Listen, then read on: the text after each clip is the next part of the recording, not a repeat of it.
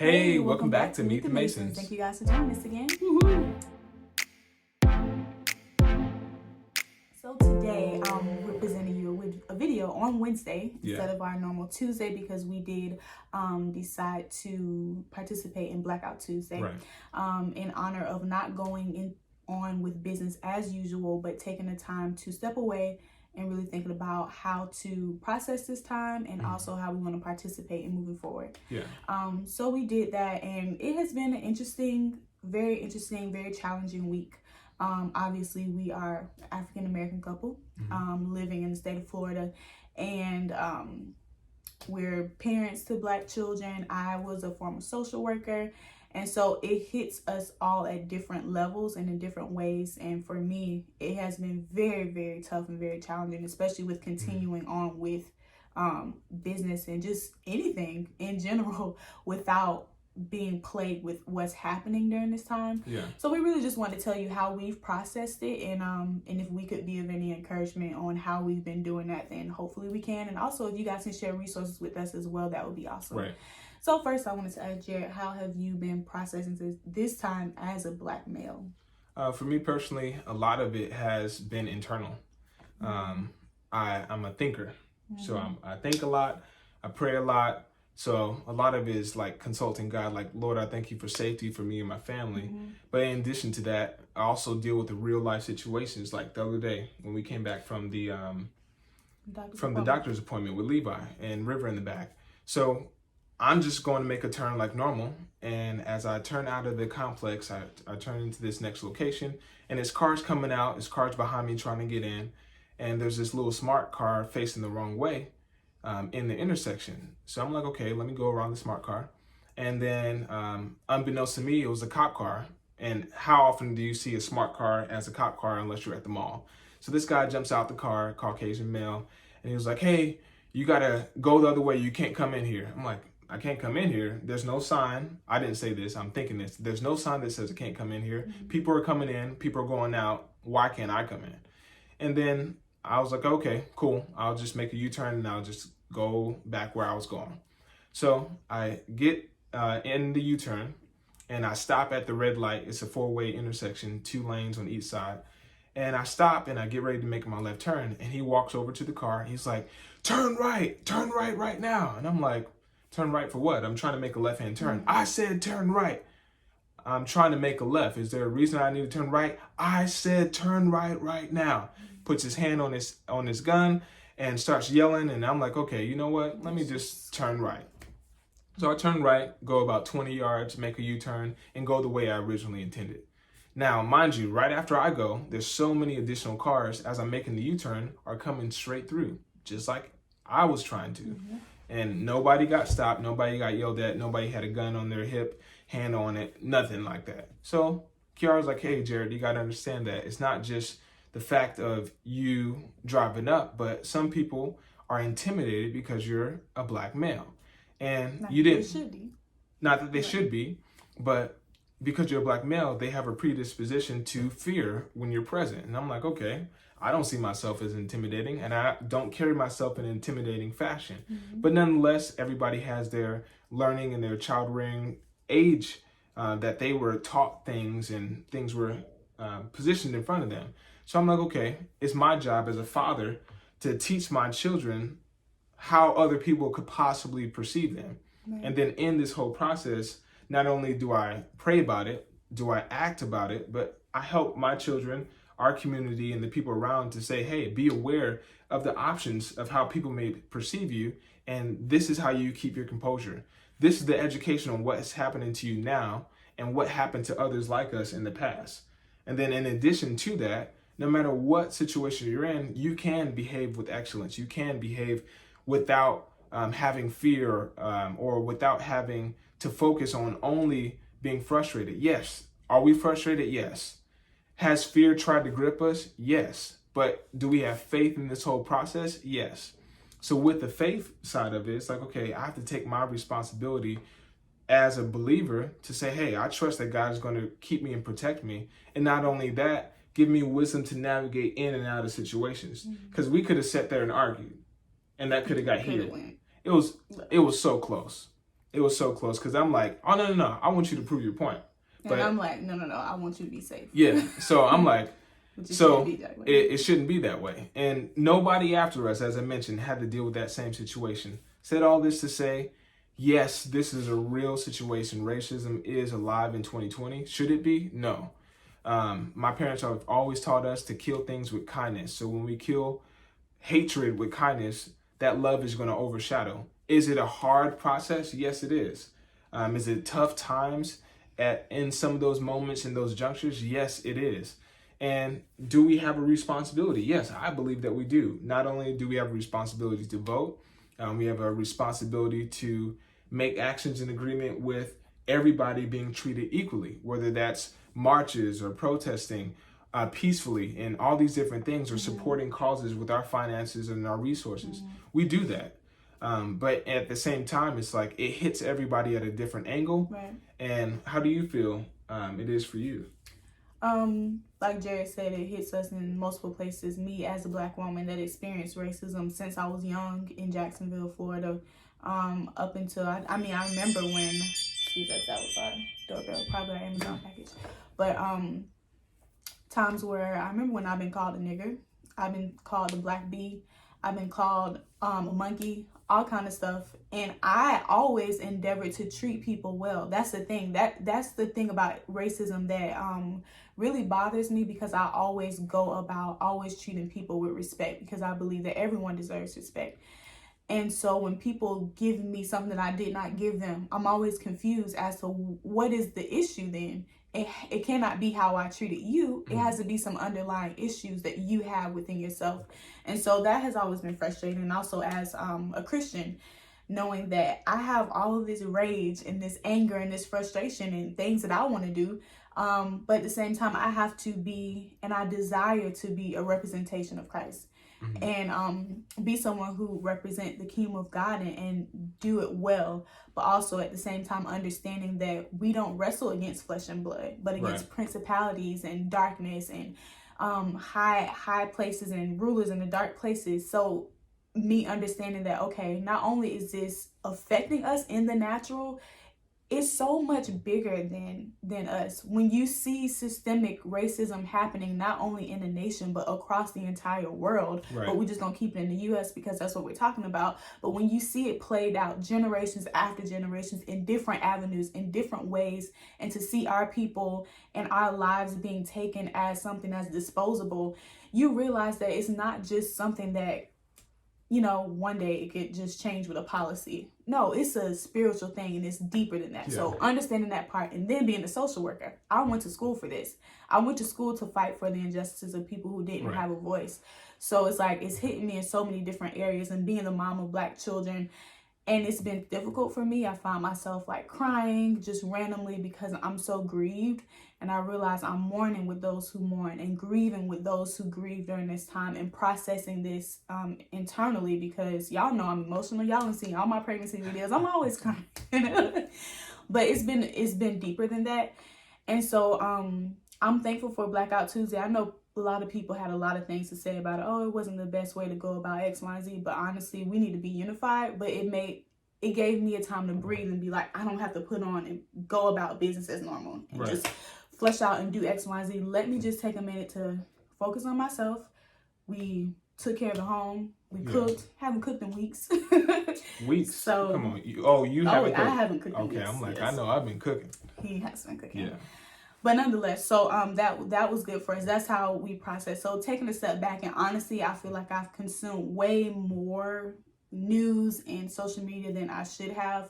And sometimes I have to take a step back, and it has caused me to have to come back to the presence of God, keep coming. And it should be that way, because it's like, once I think, okay, I'm good enough, I'm like, oh no, this will trigger something else. And I think what people have to realize is that now Black people have the opportunity and a voice to talk about wounds and issues that it was never okay to really talk about. A privilege that I had is that in the social work classrooms, we get to talk about injustices and racism. I got to do that in college. But before then, or, most people don't get to talk about issues that they face and racism, and now it's more potent. So anyway, I'm saying this, that saying this to say that it's reopening wounds that people tucked away a long time ago. So Right. it's hard for a lot of people.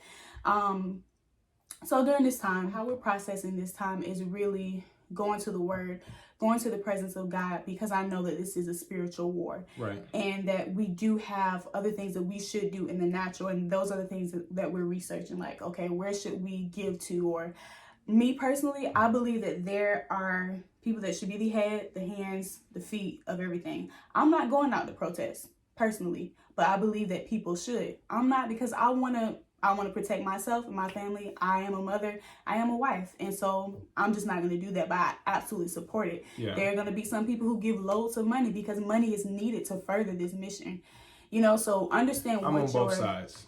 Yes. I've done my share of protesting.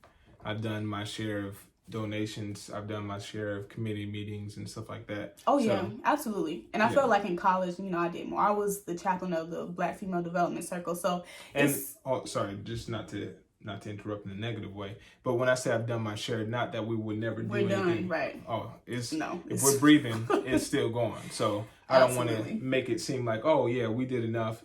We've arrived. No, we have not arrived, because this issue is still prevalent. Absolutely. But I think for me, I've been taking the time to process this internally, because if I'm not one with like myself and my spirit and God, then it's hard for me to go out and take action. Right. We never want to operate in our flesh, out of anger, out of frustration. I love what our pastor reminded us was a scripture that be angry but sin not. I already knew that scripture. Right. But that scripture ain't come across my mind in a long time. But it's like, okay, yes, there's nothing wrong with being angry. It is such a thing as righteous anger. I believe that Jesus wants us to fight for the oppressed and for justices. That's what it means to be a Christian. On top of loving, it's a myriad of things. But at the same time, we're not about to be stealing from other businesses or destroying other people's property, because if it was yours, we wouldn't do it. Now, I do understand. Yeah. I will say that. What? But I'm not going to destroy anybody's personal stuff. I say that I understand as well, but I also understand that it's a targeted trigger when you have peaceful protesters and people know that, hey, there's going to be a rally or there's going to be a protest here, and people intentionally go and try to fit into the crowd to say, hey, we're peaceful protesters, and then start looting, and it's blamed on the protesters. Like there's videos literally of peaceful protesters, and there's one in particular where this guy, he came up, he had a skateboard, and he threw it through this glass door, and all the protesters started grabbing him, took his skateboard and pushed the guy away. It's like, what are you doing? We're a peaceful protest.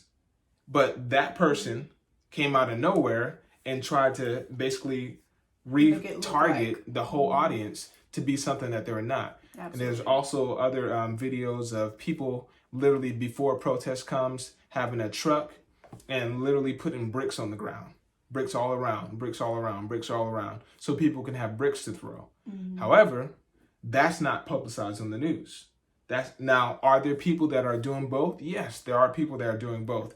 However, are there people that are only in it to peacefully protest and speak truth about justice? Yes, there are.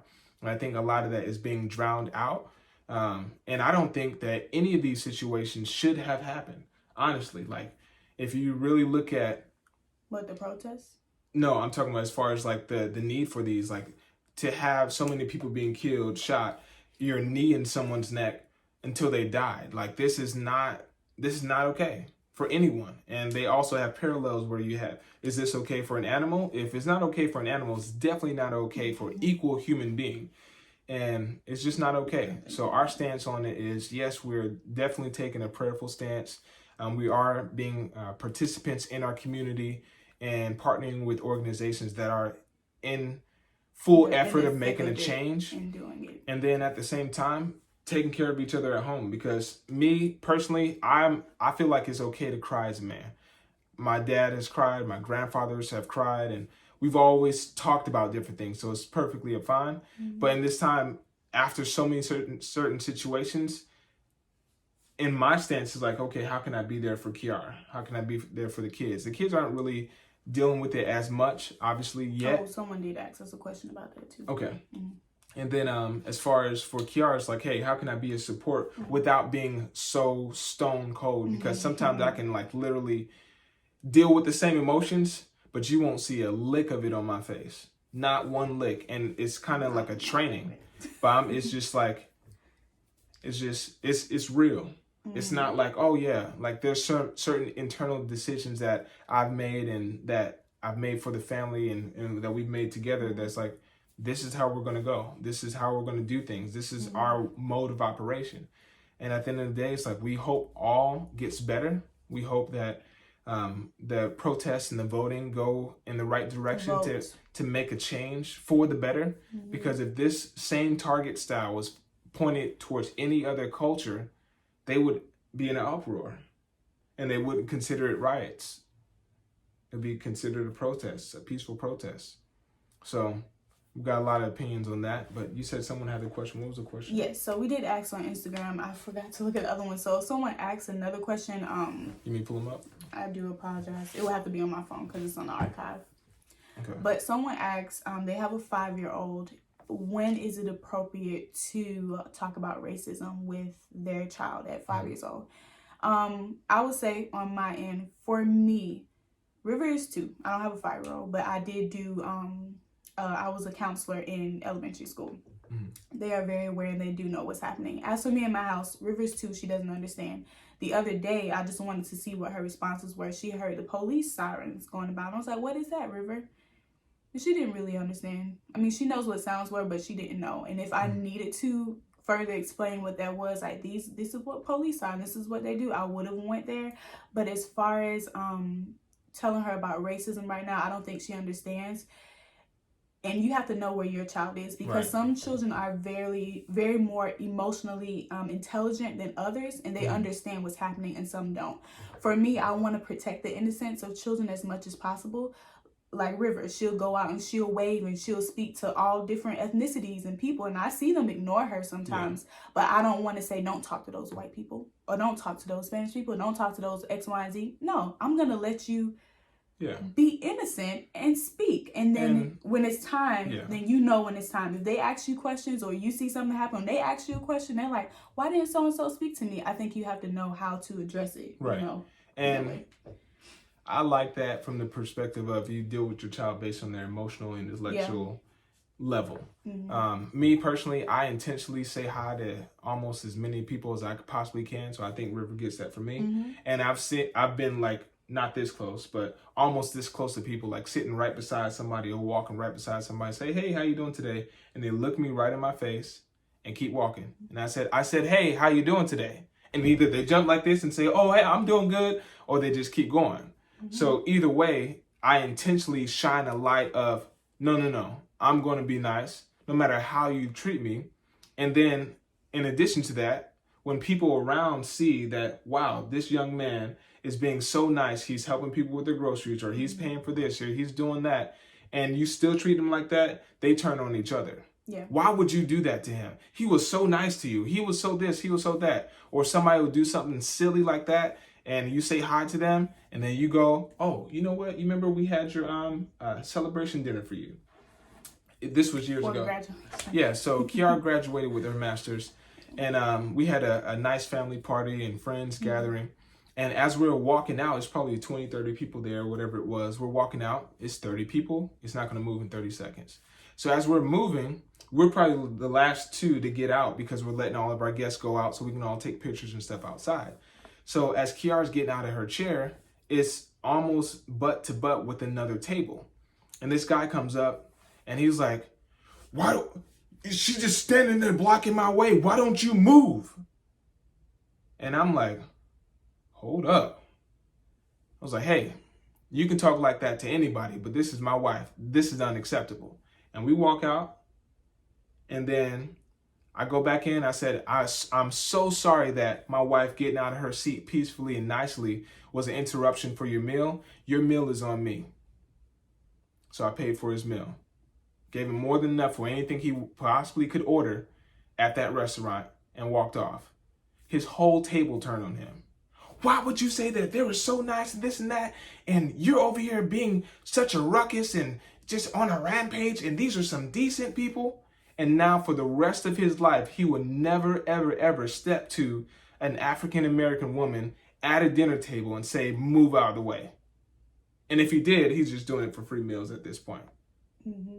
But I said all that to say is with the lesson learned of killing things with kindness, he was in an uproar because my wife is getting out of her seat to walk out the restaurant after we've paid and everything. It takes 5 seconds to get out of your chair. If you can't wait 5 seconds, oh, no, I'll pay for your time.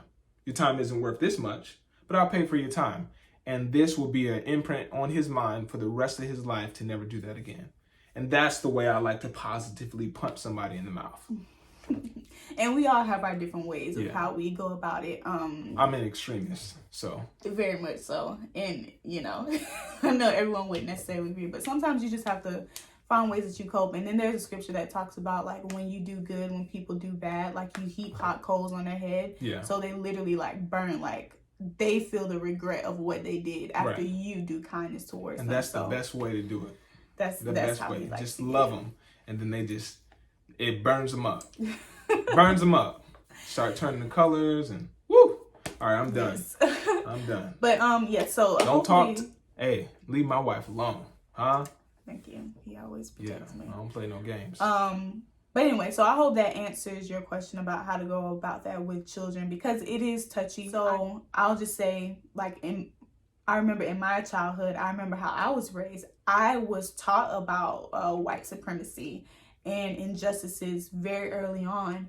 And I would say that sometimes it gave me a rosy colored, in social work we call it rosy colored glasses. So basically you're looking through the lens that somebody else gave you because of what you learned. Right. So because of that, I had this fear and mistrust of white people growing up that I had to process as a social worker before I went out into the field. But I didn't realize I had that, but it was in me because that's what I was taught. And you have to realize, if I'm taught that as a Black person, racism is taught, period. I don't care what you say. Children come out embracing all kind of people in the playground. They don't care. They just want to play and they want to have fun. So they naturally are inclined to just enjoy life and love life. And so racism is taught. So understand that that starts at home. Mm-hmm. And so I don't want people to go and give their children this, hey, this is what's happening and you should fear your life, because there's some kids that are doing like, I know that, mommy, I don't want you to get shot on, when you go outside. And that breaks my heart, because I don't want children waking up thinking that every time they go outside, they could get shot. Right. You want them to have the truth, but let them have the truth in a way that it makes sense for them, that doesn't impart fear into their heart. Yeah, don't plant seeds of fear. Yeah, you don't want to plant that, but just let them know that, hey, say there was a red pig and a blue pig, for lack of better colors. Let's go with purple and green. Say there was a purple pig and let's not use pig. Let's say there was a purple bear and a green bear. And the green bear didn't want to play with the purple bears because they had purple skin. And that's not right. You give them storylines so it makes sense to them, versus saying white people, Black people, brown skin. That's just too, I think personally, is too much for them, depending on where the emotional level is. So that is my spiel. But nonetheless, right now, Levi's waking up. So we're going to wrap this up. But if you know of any other areas and people, organizations who are working in this area actively, please leave the links below, and you guys fight in a way that works best for you, process it, and be healthy. We love you guys. Peaceful. Bye.